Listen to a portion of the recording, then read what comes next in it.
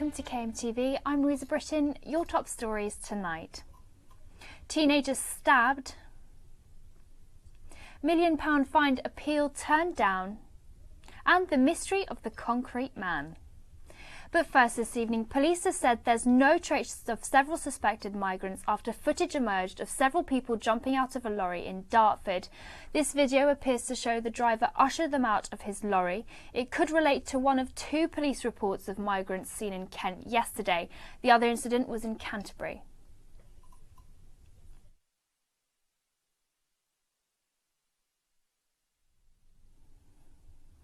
Now, a teenager has been stabbed in the stomach in Gravesend after a row with a group of men. It happened yesterday in Milton Road between 11 o'clock and midnight. The 19-year-old victim was treated by ambulance staff before being taken to a London hospital. His injuries are not believed to be life-threatening. A teenager has been put on the sex offenders registers after assaulted two girls. 18-year-old Duran Jano assaulted the two teenagers at the AMF bowling alley in Gravesend earlier this year. When they tried to leave with their friends, he confronted the group and tried to attack them. He was sentenced to 18 weeks in prison, suspended for 18 months. Jano was also placed on the sex offenders register for 7 years and ordered to pay the victims more than £100 compensation. 4 other men have also been charged with offences relating to the incident.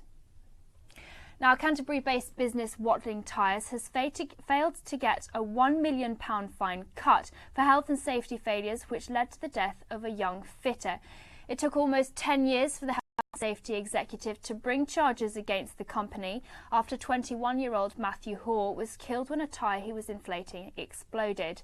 In a hearing, lawyers for the company claimed the penalty was excessive, but Court of Appeal judges disagreed.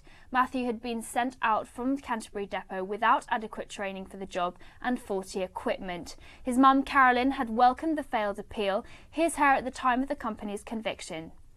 It's no compensation for losing my 21-year-old son. No amount of money will compensate for that. But yes, £1 million is a lot of money, and I'm very pleased that the HSE prosecuted them, and we're here today, and this is the result. The whole thing takes over your life, and life will never be the same for us as a family ever again.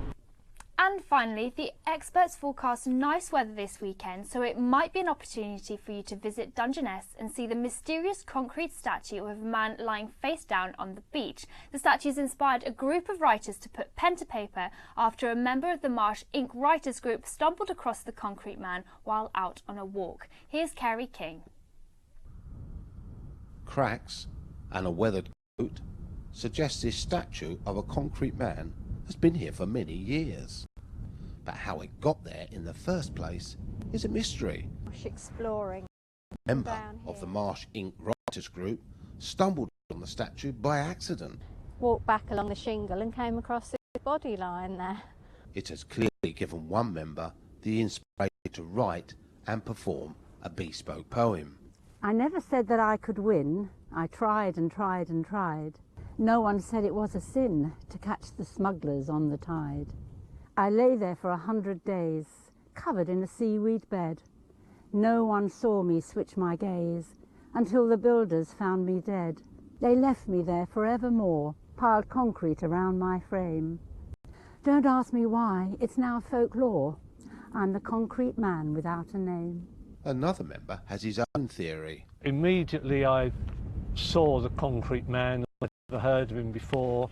I just sort of concrete overcoat, and my mind took to the mafia and thought, well, why not have a Marsh Mafia? The work of an artist? Maybe the Marsh Mafia. It's all a mystery. In the meantime, the concrete statue lays motionless on a very remote beach in Britain. Kerry King, KMTV, Dungeness. Well, that's all from us this evening. We'll be back again on Monday with all the latest stories from across the county. In the meantime, don't forget you can always keep up to date by listening to KMFM or logging on to kentonline.co.uk. Have a wonderful evening. Good night.